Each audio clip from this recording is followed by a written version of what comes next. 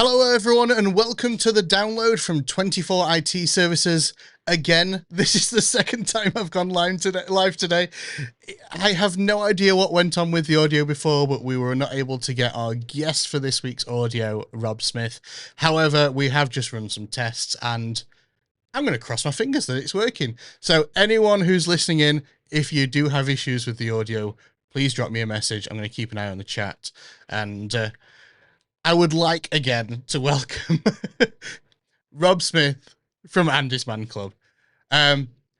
As with all these shows, again, we're only just getting into it now at the moment, and I'm very nervous after having to restart the stream.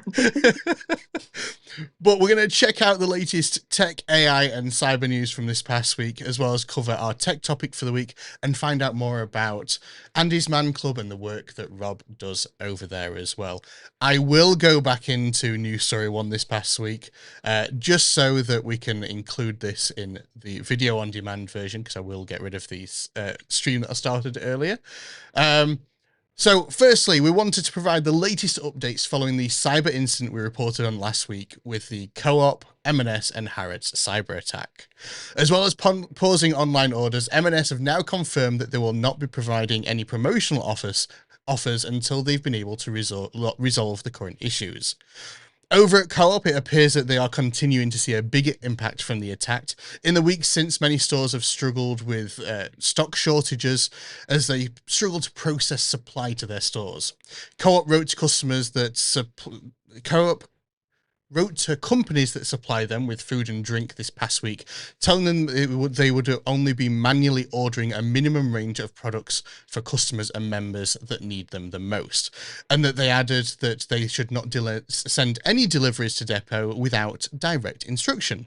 This, of course, comes after reports from news outlets that suppliers of both brands had been forced to switch to manual paper orders as they were unable to process digital orders for the brands. However, a news report earlier today stated that Co-op are now in the recovery stage and that they have promised fuller shelves this week. Industry experts are actually now saying that these brands could take up to 3 years to recover from these attacks. Sarah, who was our guest on last week's show, shared an email with me from M&S yesterday, which was also quickly reported by BBC and Sky News, as well as other news outlets, who have confirmed that customer data has been taken, including contact details, date of birth, online order history, and much more. They did state that no usable card information has been taken, and that this also does not include account passwords. Despite this, they are confirming that users will be asked to reset their passwords when they next log on to online services. Additionally, Dior sent out an email to users yesterday confirming that cybercriminals had also accessed their systems, which included customer data that they hold. Talking point for this, hopefully we get the audio working this time, with these businesses not currently processing online orders or having shorter stock at each of these different locations, or even just not providing customer offers like meal deals, do you think that this would impact your shopping habits at these brands, Rob? Do you think that if you were to shop and they didn't have the items that you need, that you would go elsewhere, or if they didn't have the right deals that you usually look for, that you would go elsewhere? And would that change your shopping habits with these brands long term? Yeah, so hopefully everyone can hear me. But yeah, so for me, it's one of them where if it is where you are, if these companies can't provide them offers for you, or that information that you're providing online, especially if it is where they are being taken and stuff like that, then yeah, I would look at maybe going elsewhere. Especially if it's one of the way it makes it a lot more convenient. Like we were trying to say before, we're very much where our time's very important. We're always on the move, especially if it's like a lunchtime meal deal.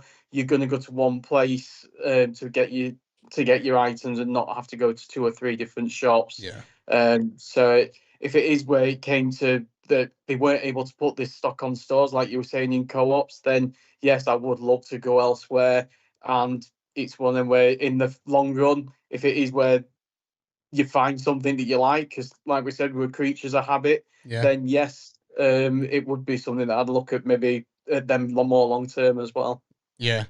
I suppose the other question off of this is, do you feel that these brands are doing enough to keep customers aware of how their data has been impacted, what has been accessed, and what impact it would have on their shopping with those brands. I mean, we were saying about Dior, who confirmed yesterday that their data had been accessed.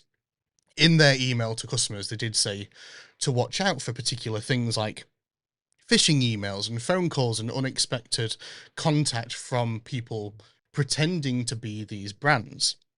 And of course, with M&S, they're asking users to reset passwords and things like that to be able to protect their accounts. However, that's only now after the attack has happened. I'm not sure whether you shop with any of these brands, Rob, but do you feel that your data is now impacted with these brands? Do you feel that it's out there now in the world and that you've not really got a choice of what's done with it? Well, the worry is how much data they've actually got, and like you said, it's if they've got bank details or anything like that, you're starting to panic of are they going to be taking money from us? Yeah, So if they are selling our information on, and you're just getting constant phone calls asking you to purchase this, or can you do this survey and stuff like that we seem to be getting a lot of at the yeah, moment.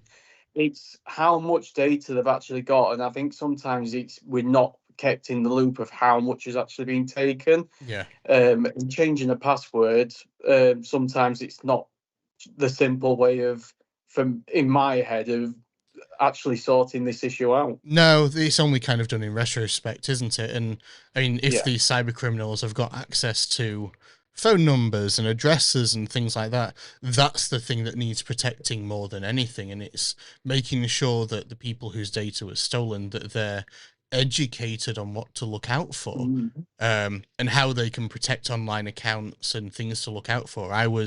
This morning I was over at Harrison College speaking to the students over there, and I was talking to them about how they can stay safe online and things that they should look out for, whether it's phishing text messages from people pretending to be certain brands, or whether it's like phone calls received from people pretending to be these brands, and saying that, look, if you're ever in doubt, if you receive a phone call or an email or a text message about a particular offer or about a particular um maybe they're asking you to reset your password again because they think your data has been stolen or something like that.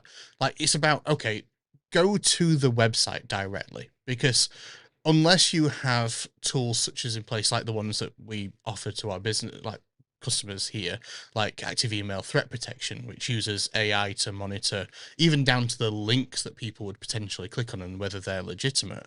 Most consumers don't have those tools. So it's about making sure that if you're clicking on something that's a legitimate link, and if you're unsure, then go to the Yeah. website just to be able to make sure that you protect yourself. Moving Yeah, on to, definitely. yeah, moving over to the next story here. Speaking of colleges and students and things like that, I saw a report this past week from New York Magazine saying students are cheating their way through school, college, and university. And oh, it makes me think, why did I go to university looking at this topic? It's gotten a lot of traction for many students saying that they are now using college as a way to be able to just improve how they use ChatGPT at this point. Students are even now saying, with ChatGPT, I can easily write an essay in 2 hours that normally takes 12.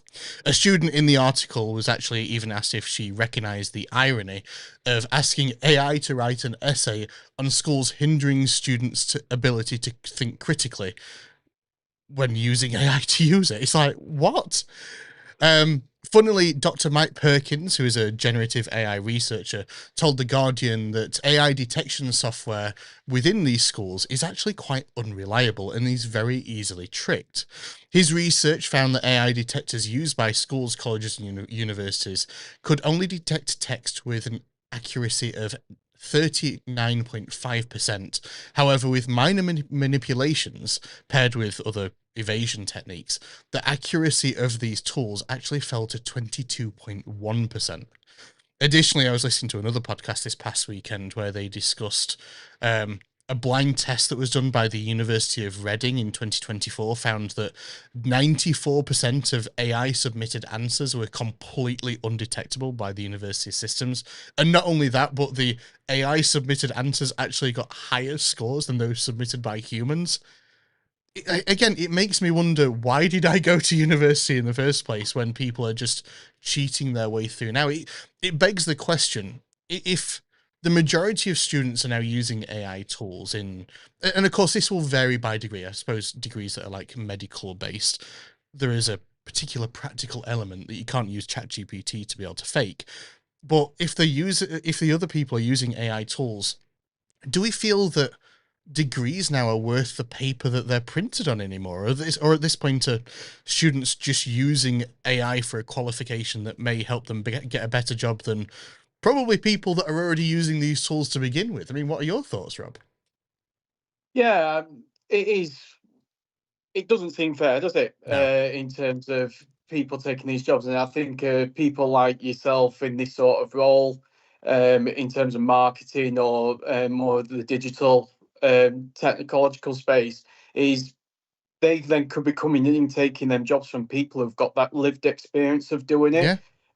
For me, I think that lived experience of work is a lot more important than a qualification. Yeah. I know for me, I work in the civil service, and it used to be back in the day you had to have A to C, G, at least in O level or A levels, for you to even get into the civil service, which I didn't get any of them, but I still do a great job, I feel, uh, in that role. So I think qualifications, yeah, it's always nice to have it next year of that. But if it is where now you're getting all these young people now just using AI and not actually learning it really. Yeah. Because that's the thing, you're not actually learning anything by just using AI to write it all for you. It's reducing So that critical thinking needed to be able to,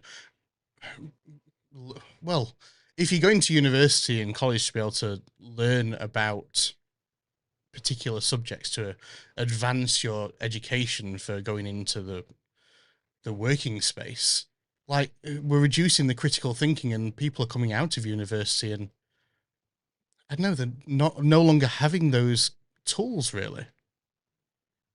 no, and I think it's one of them where for a lot of employers it could be a risk taking these people on in the future, because if it is where they've used AI and they've not actually picked up, and that employer's like, right, we need this done within the next week or so, and but for the first few days they're researching it because they have no idea what they need to do Yeah. because they've used AI to get through it.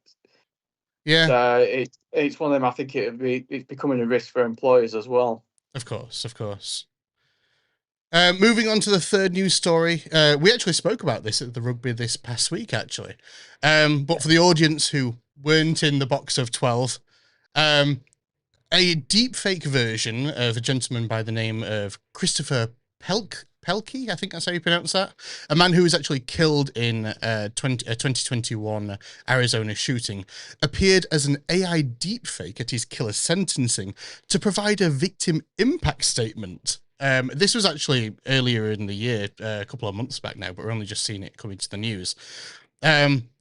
The deepfake was actually thought up by Christopher's sister, Stacey Wales, who, when writing a statement to be read at the trial, could only think of things that her brother would say. With the help of her husband, who has experience with generative AI, they set together creating a deepfake from photos, videos, and audio of Christopher that could then be read out as him in a statement. In the 4-minute video, the model sometimes jolts unnaturally and different things like that. However, the Superior Court Justice Todd Lang described it as a genuine statement. It does beg the question, though. Do you feel that AI deepfakes can recreate a person enough, especially if it's been created by someone who knew the person enough to be able to understand their nuance and way of speaking? And do we feel that AI could now potentially be trained based on, I don't know, things like our social media posts and the way that we speak at events to accurately recreate a person in a video format? Yeah, so like we were talking about the other day, it's becoming that so far advanced now. You can literally create AI to do anything, can't you? And like you said, if it is somebody that knows the person, are they manipulating that information to make it sound a lot that that person is a lot guiltier than what they are? And Yeah. you just don't. If you haven't got that person sat in front of you, how do you know that all that information that is being said by this AI fake that it's actually true? Yeah. I mean, thankfully in this case, and it may not be the same in other ones, but in this case, the AI generated deepfake was talking about forgiveness and things like that. Although the person still got full sentencing, but they were talking about forgiveness and their beliefs. But Mm, there's there's no saying that that would then be used the same way for other statements in the future. yeah. And are we setting a bad precedent now by saying, yeah, by all means, use these AI deepfake models to be able to give victim impact statements? Like, we've got to be able to think about using these in a responsible manner, I suppose. I mean, how long till we start seeing this over in the UK? This is in the US, but how long before we start seeing this in the UK now? I mean, do you think you could spot a deepfake of someone at the moment if it had been trained accurately enough to be able to, I don't know, say it's myself, for example. We've talked quite a few times at events Yeah. and different things like that. So you kind of know how I look, how I present myself, my mannerisms. But if someone trained an AI model to speak and act like me on a video call like this, do you think you could spot that?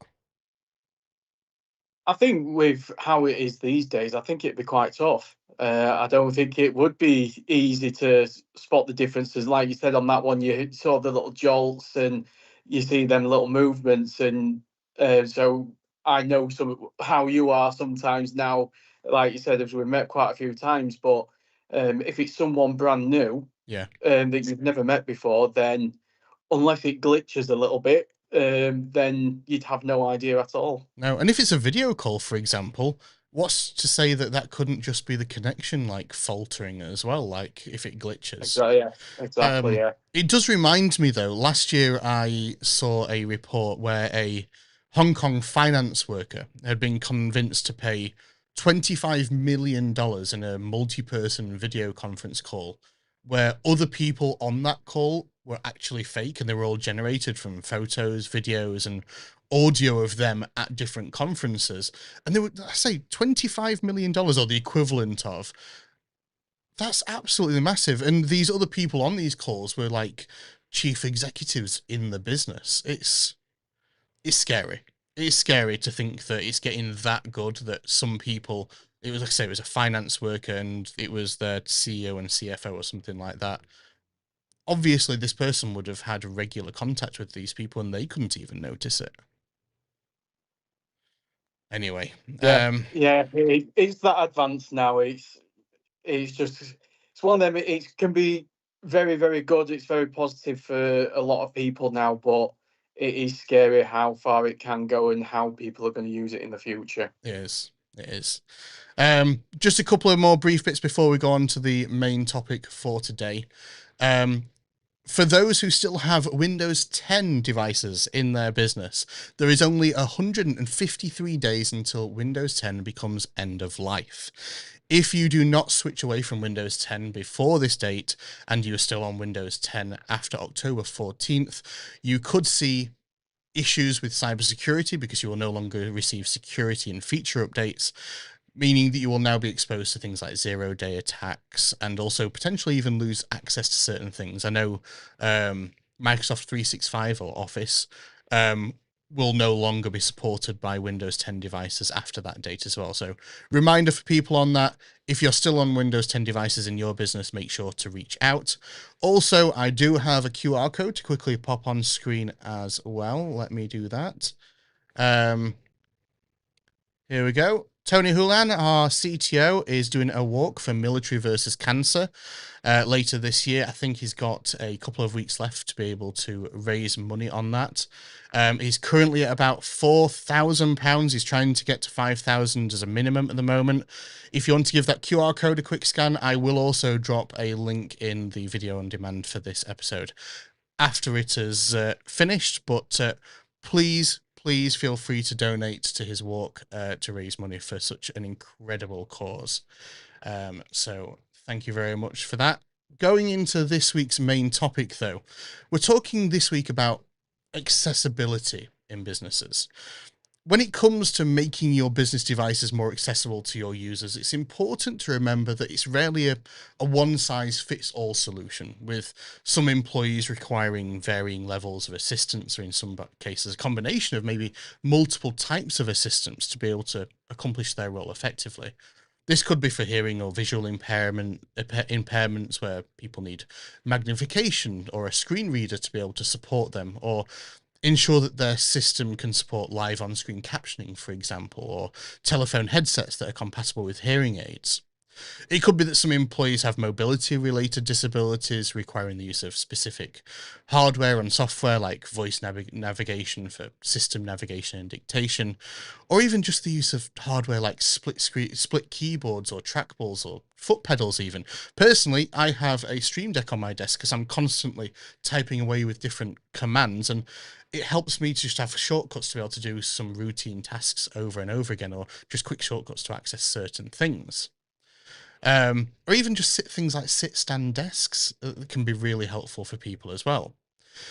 It could also be that you have employees that fall into the 10% of the UK who may have dyslexia, for example, and may require built-in tools for helping with reading and writing. I know one of our own employees uses a tool called Bionic to be able to help them read when they're on a computer in front of a long day in front of the desk, which is also available for PC and Mac, by the way. Additionally, many people are using AI tools now, such as Microsoft Copilot, to help with not only reading but writing emails and generating presentations and data analysts and much more beside, to just help them more easily navigate the working day. However, it could be that you also have employees that are neurodiverse and require tools to help reduce distractions, or environments and routines that can support them individually. Internally, for example, we ensure that our team's meetings include auto task management and note-taking for minutes to ensure that everyone has an overview of notes and requirements following meetings, so that you don't have to try and remember what you said 40 minutes ago, for example, but also provide other environments and device solutions to reduce distractions and prevent overstimulation as well. Additionally, as a part of our business's mental health policy, we also support employees who may suffer with anxiety or depression and help prevent burnout in the workplace. But it's important to remember that these areas of, well, these businesses as well, that they go beyond hardware and software solutions for people. This could include potentially having employee mental health and counselling for those that need it, or DVDs, for example, not DVDs like putting a disc inside a player and watching a film, but duvet days, as we class them as, where employees are allowed to take time for their own mental health without judgment or discrimination, just to support them. Additionally, there can be collaborative tools such as Microsoft Teams and SharePoint. I mean, we're even on a Teams call right now to be able to do this episode. But these sorts of tools help employees who may not be able to work in the office or may struggle in certain environments. At 24, we support our employees by allowing them to take time with family, for children, for example. Like, for example, my daughter had a award at a school assembly the other day. I just turned around to the guys here and said, am I okay to be able to go? Yep, it's fine. Don't worry about it. Family comes first. And we just allowed that ability to be able to spend that critical time with families that supports our own mental health, for example. We actually do have a full article on this week. If you want to find it out, you can head over to 20-4.it. Just click on the news and insights section and you'll be able to find out more about this. It is worth noting, though, that we are not medical professionals, and whilst we've found that these recommendations are helpful both in our own business and for businesses who have asked for assistance on these in the past, that it is important to consider that every employee's needs are different, and it's essential to understand their requirements from their medical professional. Oh, I suppose the questions around this topic, though, now, I mean, this is more for yourself, Rob, is that do you feel that accessibility in the workplace is something that all businesses are currently building effectively into employee strategies and HR documentation and company handbooks? Do you feel like it's being done effectively at the moment? I know that uh, Tony, for example, our CTO, you went to the uh, International Men's Day at Yeah, Doncaster Rugby, sorry, Castle Park for Doncaster Knights this past week, which Applaud and Pippa kindly put on, and we spoke a lot about what we do there. But the same cannot be said for every business, unfortunately, can it? definitely not. And I think what 24 IT have done is extremely special. And I've told Tony this, and we had a long conversation that day. The way that he looks after the staff there is probably the best that I've ever heard from a business owner. So he's They do definitely up do as there. But well. They do yeah, well by us. yeah, so it's but I can only speak from my experience. I've been in the civil service for the last 10 years, and I can see changes happening in there in terms of accessibility. I know for me, I struggle when there's a lot of noise and stuff around Yeah, me. I get easily distracted. So if I'm on a call, I've just got basic headphones on, and someone else is talking next to me, I'm listening more to them than what's actually on the yeah, call. And as a mental health first aider, I could be having tough conversations with somebody, but if I'm getting distracted, then it's not great for that person. So I've got noise cancelling headphones yeah, where I can block everything out and it's just me and that person. Or if I'm on a Teams call, then I'm just concentrated on that and yeah, that is it. I do a lot of presentations and stuff, like on all staff calls. So if I've got somebody talking in background and I'm looking more at them and then I forget what I'm saying in front of like thousands of people, it's not great. no, So yeah, so having that is a massive thing. And even for my role, we're seeing a lot of what we're doing in terms of accessibility and making a lot of changes. Another government department, they provide us a form that we've got to complete for my role, but when we put it onto our systems, it's not accessible. yeah, So we've been working with that department. We've then been looking at what we can do as a department of changing it before we send it off and we have to transfer. So we've made an accessible form that's got all the information that's on the form that the other area wants us to complete, and then we'll be transferring it over onto that form. So the people in our area um, don't have to have them accessibility yeah, yeah, issues. So we're looking at making changes and then working with the other department to then make changes from their end. yeah, Again, using screen readers as well. We're working with our IT department to make sure that they work on our side. So yeah, it's definitely something as a government department we're making a lot of changes yeah, um, as a whole. But yeah, so I think accessibility is definitely important, like you said, of everything, not just around mental health, but people with sight problems, hearing problems, dyslexia, anything like that. I think from what I've seen, things are changing a lot. But obviously, I can't speak about a lot of other companies. yeah. We're seeing positive changes, and I have heard of other people. I mean, we support businesses who are looking to put accessibility policies in place for their employees as well.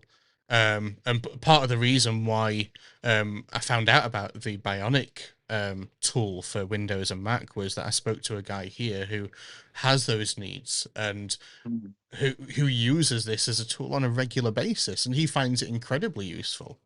Um, I suppose off of the back of this, do we think that businesses could do more to be able to support neurodiverse employees with and those with mental health conditions? I know we have spoken about what we do as a business and what you guys do, but what other things do you think that businesses could do to be able to further support employees with these sorts of needs? I think it's having them open conversations with people and asking them what they need, and like we have like an occupational health, so we can ring them, and they will then put suggestions back to our managers Yeah, of what we need. But I think as a manager myself, it's having that open conversation with somebody of what problem that they're having, making sure that you've got that environment where they can speak to you about that, but then also saying, what do you need? yeah, What will help you? And usually that person will have an idea of what they need. Like straight away, I said, I need some noise cancelling headphones. And that was it. We then looked into it. We looked at what I needed to do, filled out the relevant forms, and in a week, I had headphones. Yeah. So I think it's just having them open conversations as managers Yeah. and staff. Understanding Even if you're people's individual needs. exactly, and with mental health, it is been that stigma around it where a lot of people haven't talked about, but now it's becoming a lot more prevalent in for people. So I think more people are starting to understand it, and even if it's that you need to have a break every hour, just a 5 minutes away from your desk or Yeah. something like that. If things are getting a bit too much, just taking that step away and Yeah. just allowing that person to do that, especially maybe in like high intense environments like call centers where you're made to that you have to take this call. If there's a queue, you can't go. And Yeah. but if somebody is struggling, then just giving that time. But again, it's that person that having that open conversation with their manager in the first place. Yeah, it's about understanding. Like I said before, it's everyone's different. It's never a one size fits all solution, and Exactly. it's about making sure that we understand each person's individual needs. Yeah. But no, thank you very much for your thoughts on that. If, like I say, if anyone wants to find out more about this topic, feel free to drop me a message or head over to 20-4.it. That's the words 20-4.it. Head over to the news and insights section. We have a full article there as well as a bunch of other helpful, useful articles for you. But now we're moving on to the part of the show where we want to highlight different businesses from throughout the local region. And that's part of the reason why I wanted to have a co-host every week. And of course, this week we've got the brilliant Rob from AndysManClub. And Rob, tell us a little bit more about what AndysManClub do, a little bit of the history behind the organisation. Yeah, so AndysManClub is a suicide prevention charity. It came about after sadly a guy called Andy Roberts, who was 23 years old, sadly took his own life. He didn't show any signs to any families or friends. He enjoyed playing football, going out with his mates. He'd had a few arguments with his girlfriend at the time, but there was no signs to anybody that he was struggling with anything. And unfortunately, he saw the only way out was to unfortunately take his own life. So it was something that his brother-in-law, Luke Ambler, had this idea of setting up a coffee club for men. And he approached Elaine Roberts, who's Andy's mum, at a wedding and said, I've got this idea. What do you think? And Elaine straight away said, yeah, it's a great idea. They started having a think about what they could do. And they were coming up with some names and they thought of Andy Roberts Coffee Club. Elaine didn't like that one. Then they were trying to think of Andy's as an acronym. But then they just thought Andy's Man Club. Yeah. And it was where Luke put a post out on Facebook. 2 weeks later, in June 2016, the first group in Halifax was there, and Andy's Man Club was born. And it was where 9 men attended that first group. Yeah. And from there, it's just absolutely massively taken off. They wanted to have 50 groups um, in 5 years. Sorry, they wanted 10 groups in 5 years, and they opened up the 50th group. That's Um, so massive. so yeah, and then from there it's absolutely grown to the point now where we've got over 290 groups across England, Scotland, and Wales, Wow. and over 5,800 men using it. And how many people do you usually find per session on average? So, like I said, across the UK, you're looking at over 5,700 ish, around about that. In Doncaster this week just gone, we had 108 men Wow. attend our 5 groups. So I remember my first night of attending, there was 10 guys at the Hilton Yeah. at the race course, to now, um, which was not far off 4 years ago now, to now where we're getting over 100 men every single week. But it is where our groups at the moment, obviously that 108 is not in one room. No. That's spread Yeah. over 5 groups across the city. So it's absolutely brilliant of how it's grown. Yeah. But unfortunately, we've had to have so many guys walk through the doors in the first place. It's great that people now have that place to go, though. And Yes. there will always be that stigmatism with like wanting to go the first time. And Mm. I remember speaking when you were speaking at an event at Club 100 a few weeks ago, actually, Yeah. and about people talking about that stigmatism of like, oh, do I want to go? Do I not want to go? Am I going to build myself up to it? Like, am I going to like be on my own there? Mm. Like, am I going to feel out of place? I mean, tell me a little bit about your history, as much as you feel comfortable, of course, talking about with AndysManClub and how you got involved.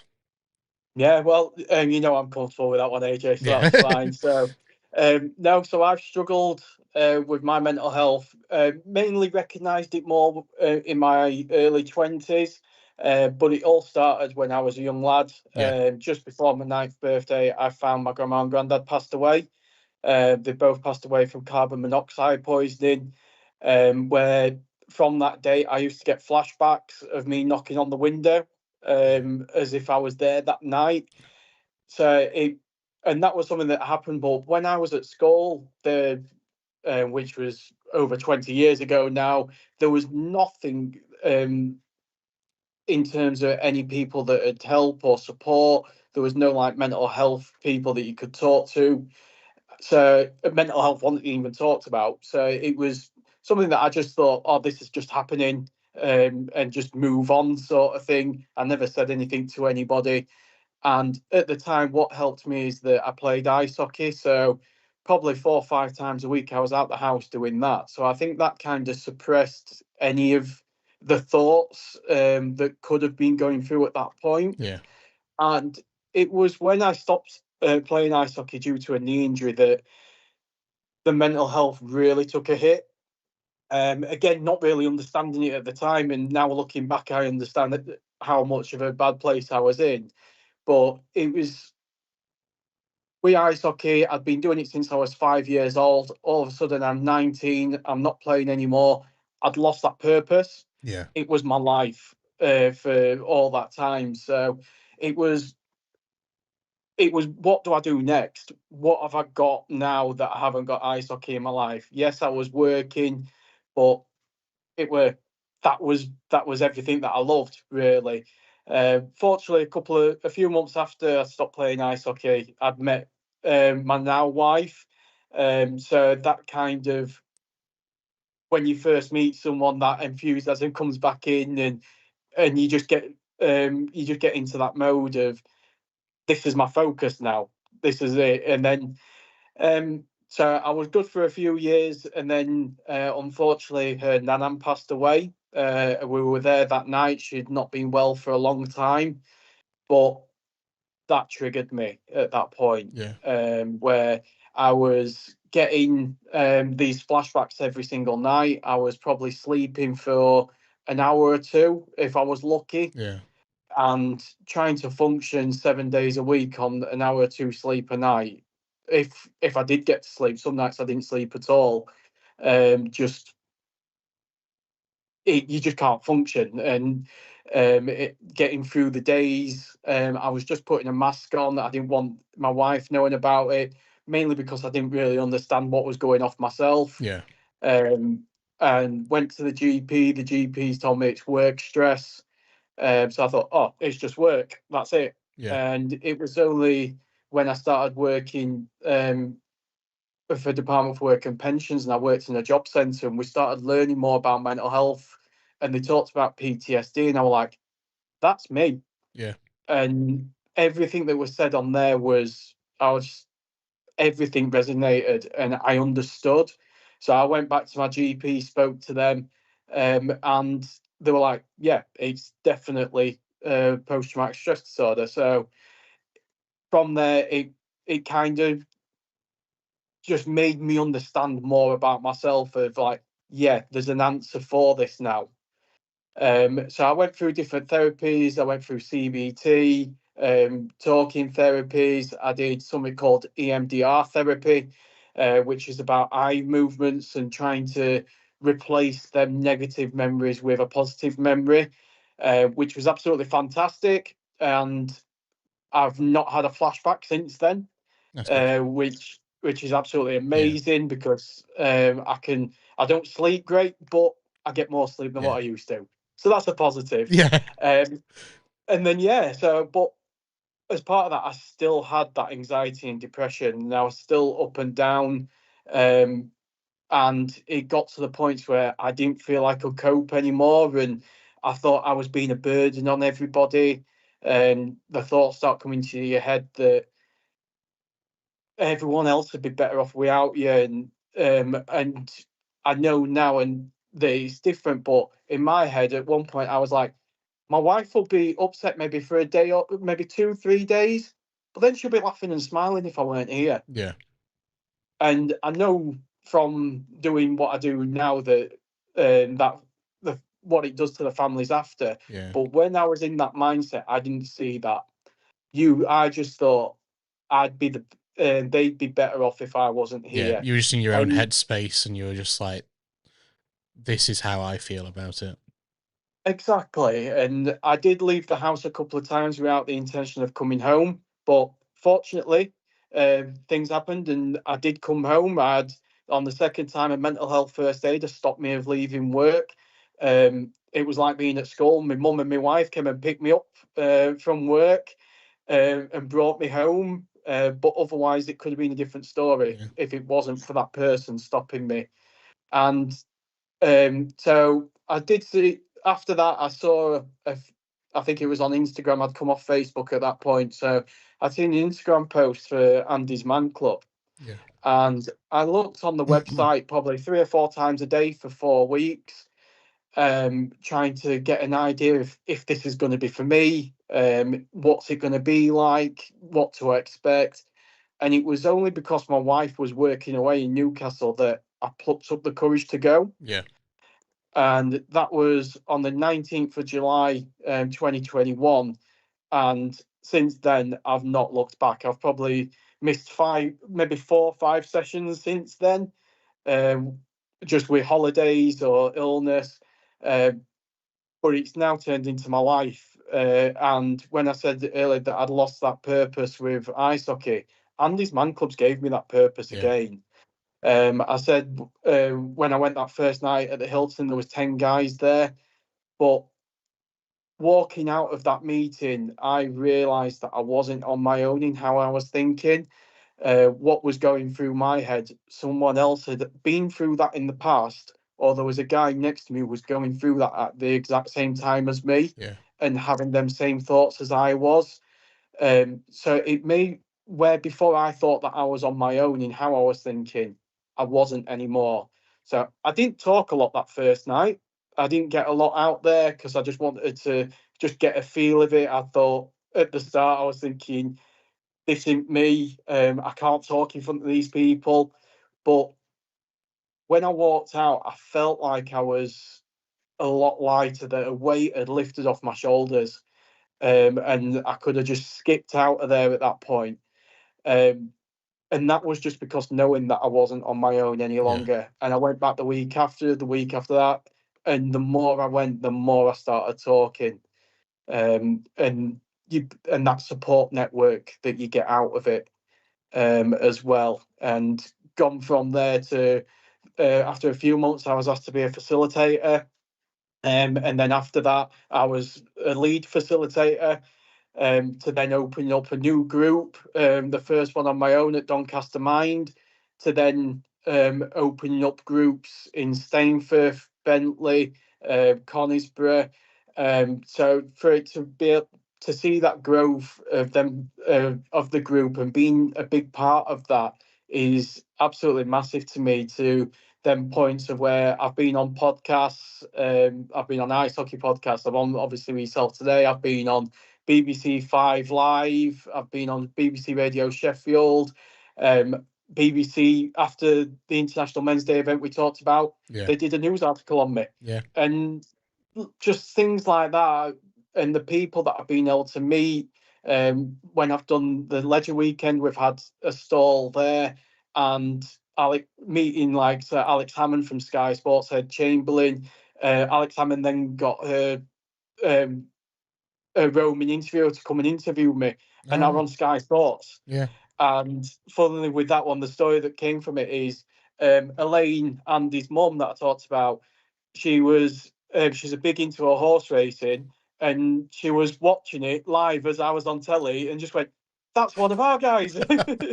so, um, so even so, with that, it's that full circle for like people like Elaine, where she's gone through that heartache, Yeah. but then to see people like myself have been able to walk through them doors and changing my life around. And yes, she's no longer got Andy anymore, but the amount of lives that she's been able to save through Andy's name, Yeah. and that's how I try to look at what I do in Doncaster is I probably don't need to go anymore, but to keep going and seeing these guys walk through the doors, seeing their journey from that position that I was in, for them to then become a facilitator, Yeah. and then to then look at leading groups and stuff like that. You're just seeing them full circles as you go through Andy's Man Club, and that's what it makes special about it. It's great to see the sort from the journey that you've taken from going to your first group to now being such just a big local advocate. Not even just locally, across the wider South Yorkshire region as well, and further afield. The journey that you've taken and helping out other people who are wanting to start that same journey again. I mean, I will openly admit that I've suffered with anxiety issues over the years, and I've actively spoken about it. But there's, like you say, there's not many people that will do. People will keep it bottled up inside, eating away at them until Mm. they need some way to let it out, so to speak. And for having Andy's Man Club, the amount of different clubs that there are now up and down the UK, and so many even locally, it's great to be able to see that there's that resource there, and I hope that more people find the way there who need that Yeah. support. Speaking And of, there's still go on. a long way for us to go as well. Yeah, There's still 75% of men are taking their own lives, yeah, and it's um, it's now creeping up in terms of the age range as well, where it's the biggest killer of men under the age of 54, yeah, which is a really scary thought. So there's a lot more that we need to do, and especially in Doncaster, we're seeing still a lot of, even though we're grown, we've got getting over 100 guys walking through the doors. There's still a lot of men that feel that that's the only way out is to take their own lives. So, yeah. yeah, it's great how many we've got coming through, but there's still a long Still way needs to be for us to more. go. Yeah. And trying to get that message out, and that's where we're grateful for people like yourselves and wanting to spread that message. Yeah, well, as much as we can do to be able to support, we're always happy to be able to talk, and we've had you across now to the box to chat with you on numerous occasions now, Yes. as well as, like I say, the podcast and being involved in International Men's Day and things like that. And no, it's always inspiring to be able to hear your story. I've heard it a few times now, and I'm glad that I can share it with even more people. Um, if people wanted to get involved with Andy's Man Club, how can they find where to go? Yeah, so all you need to go do is go on to andysmanclub.co.uk, and you just it's so easy. You go on the group finder, you put your postcode in, or now it actually says, would you like to share your Yep. location? You can just press allow, and it will tell you where your nearest groups are. I know where I can do it for me. It ends up telling me that where about 14, 15 groups are actually nearby to me now, because you can set it to like 25 kilometers. So Yeah.